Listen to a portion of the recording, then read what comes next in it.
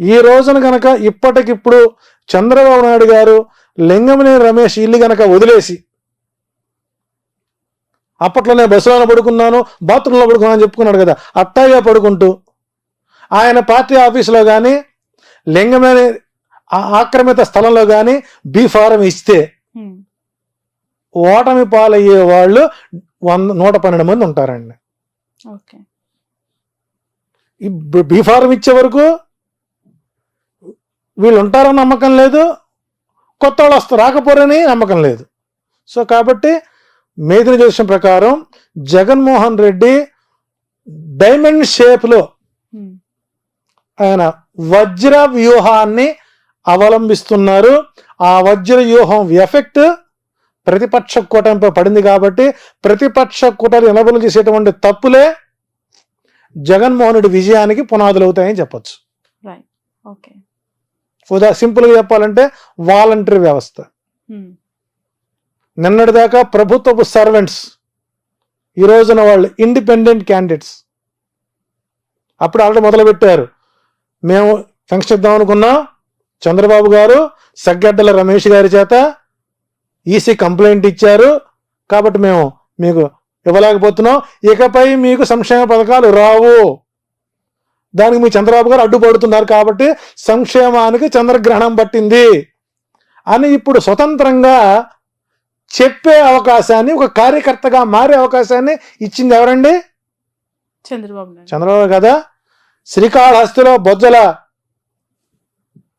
కొడుకు MLA aspirant వాలంటీర్లు ఉగ్రవాదులుగా పోలిస్తే గట్టి చట్నీ అచ్చెన్నాయుడు, అది ఆయన వ్యక్తిగతం, పార్టీకి సంబంధం లేదంటే ఆయన పొడి చేసేది ఏ పార్టీ నుంచి?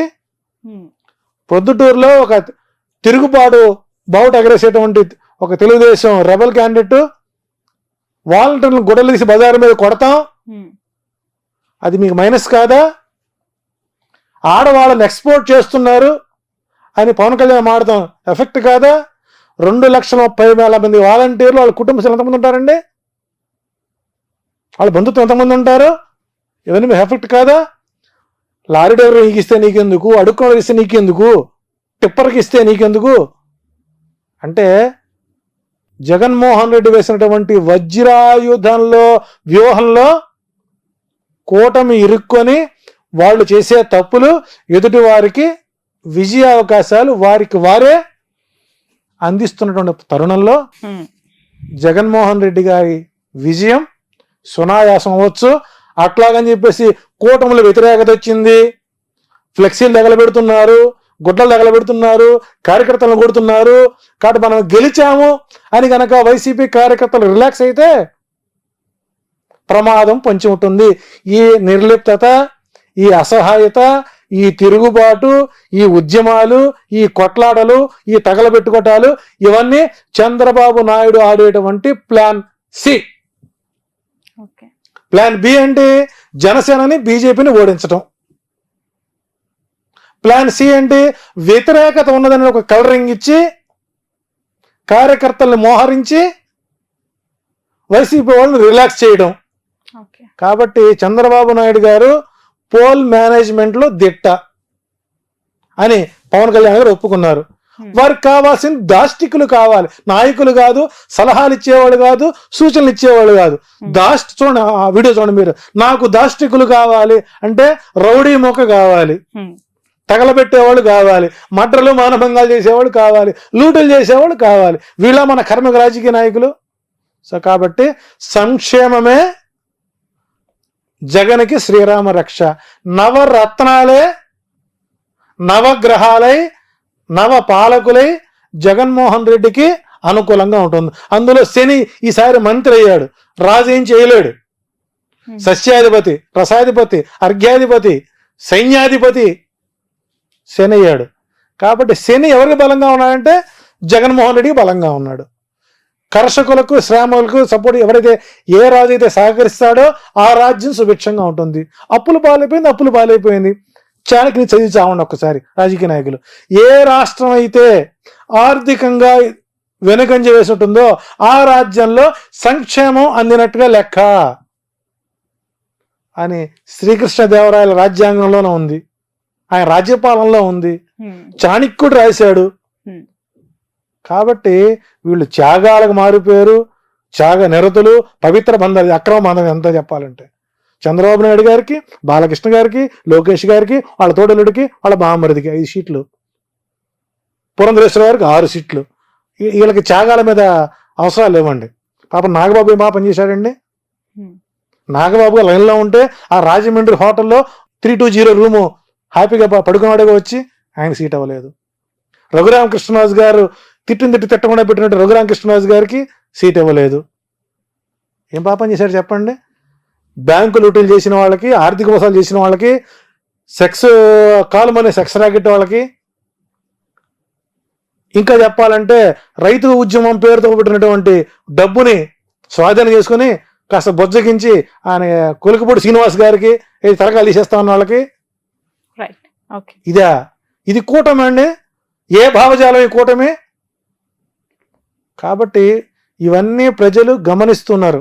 మొట్టమొదట ఎప్పుడైతే ఫంక్షన్లు ఆపారో 1వ తారీఖున, అది దానివల్ల మరికొంత ఓటు బ్యాంకుని వైసీపీ తెచ్చుకుంటోంది. కాబట్టి ఎదుటివాడి చేసే తప్పులు పక్కవాడికి లాభాలు అవుతాయంటంలో ఇదే తార్కాణం. ఇప్పుడు జగన్మోహన్ రెడ్డి గారి ప్రభుత్వం అనుకూలంగా ఉంది రావటానికి 109 నుంచి 107 నుంచి 118 సీట్ల వరకు వస్తుంది. అది ఏ రకంగా ప్రిడిక్ట్ చేశారు? జగన్మోహన్ రెడ్డి జాతకం చూసా, లేదంటే ఆయన పుట్టిన birth year and date of birth తోనా, లేదంటే ఈ కూటమిలో ఉన్న ఈ కలిసిన 3 లీడర్ల జాతకం బట్ట? ఇక్కడ 175 స్థానాలు, ఏ స్థానానికి ఆ స్థాన బలం. ఉదాహరణకి నెల్లూరు పార్లమెంట్ ఉంది. 1952లో ఎస్టాబ్లిష్ అయినటువంటి నెల్లూరు పార్లమెంట్ ఎంపీ సీట్. ఆ రోజు ఉన్నటువంటి ప్లానెటరీ పొజిషన్ ఏంటి? యాజ్ పర్ యాజ్ మేధిని జ్యోతిష్యం ప్రకారం ఒక రాజకీయ ప్రొడక్షన్ చేయాలి అని అంటే ఆ ప్రాంతం ఎప్పుడు ఎస్టాబ్లిష్ అయింది, ఆనాటి గ్రహస్థితులు ఏంటి, ఆనాటికి ఇప్పుడున్నటువంటి రాజకీయ నాయకుల యొక్క గ్రహస్థితులు ఏంటి, పార్టీ ఆవిర్భావం ఏంటి, వ్యక్తిగత జాతకం ఎంతవరకు దోహదపడుతున్నటువంటి నిర్ణయాలు తీసుకున్నట్లయితే 2019లో 151 సీట్లకి ఆ భూమండలం ఆయనకు యోగించింది.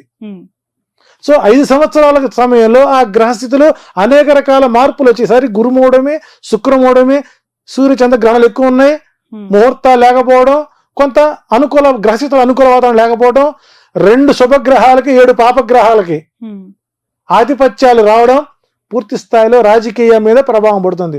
400 ఎంపీ సీట్లు కావాలనుకుంటున్న మోడీ గారికి కూడా ఈసారి ఎదురైతే ఎక్కువగా ఉంటుంది. 270, 280 వచ్చి ఆగిపోతాడు ఆయన కూడా. ప్రాంతీయ పార్టీల హవాలు ఎక్కువ అవుతాయి. సో కాబట్టి ఒక నియోజకవర్గంలో విజయ అవకాశాలు నిర్ధారణ చేయాలంటే ప్లస్ ఆ ప్రాంతంలో ఉండేటువంటి రేఖాగణితం మీద, లాంగ్ లాచిట్యూడ్ మీద, ఆ వ్యక్తి యొక్క అభిప్రాయం, ఆ పార్టీ యొక్క బలం, ఆ ప్రాంతానికి క్రోడీకరించుకున్నప్పుడు మాత్రం చేయం. కాబట్టి రూరల్ ప్రాంతాలు ఏవైతే సముద్ర తీర ప్రాంతాలు ఉన్నటువంటి 900 కిలోమీటర్లు ఏవైతే ఉన్నాయో, రేడియేషన్ అవుతుందో, సముద్ర మట్టానికి 180 అడుగులు ఎత్తున్నటువంటి ప్రాంతాలు ఏవైతే ఉన్నాయో, ఇవన్నీ కూడా జగన్మోహన్ రెడ్డికి మేజర్ ప్లస్గా మారుతున్నాయి. కాబట్టి విజయం, పార్టీ విజయానికి అవకాశాలు ఎక్కువగా ఉన్నాయి.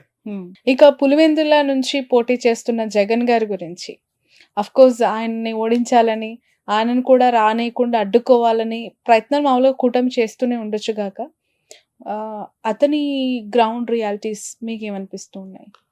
అంటే గతంలో అసెంబ్లీ ఎన్నికలో 1,00,000 ఓట్ల మెజారిటీతో ఆయన గెలిచిన సందర్భాలు ఉన్నాయి.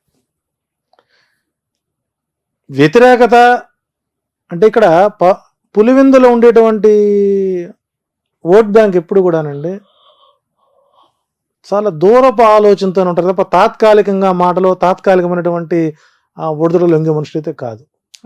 సరే, సర్వేలు చాలా మంది ఈసారి కడపలో పులివెందుల్లో జగన్మోహన్ గెలవడు అనేవాళ్ళు ఎక్కువ మంది ఉన్నారు. సో కుటుంబ సభ్యులే ఓడించడానికి సిద్ధంగా ఉన్నారు. కానీ అక్కడ విఘ్నత ఉన్నటువంటి రాజకీయ నాయకులు, ప్రతి ఓటర్ ఒక రాజకీయ నాయకుడు అనండి. కామన్ పీపుల్ దగ్గర మనం మైకి పెడితే వాళ్ళు చెప్పేటువంటి రాజకీయ సూక్తులు మనం పనికిరామండి. అది ఉత్తమ జర్నలిస్టులు అందరూ ఎవరంటే పులివెందుల పాపులేషన్ అండి. సో మెజారిటీ తగ్గిస్తారేమో కానీ ఓటమిని మాత్రం పులివెందుల ప్రజలు అంగీకరించరు. సో అక్కడ విజయం అనేటువంటిది నల్లేరుపై బండి నడకి. సో జగన్కి 90,000 నుంచి 1,00,000 ఓట్ల మెజారిటీతో అక్కడ గెలిచే అవకాశాలు ఎక్కువ ఉంటాయి.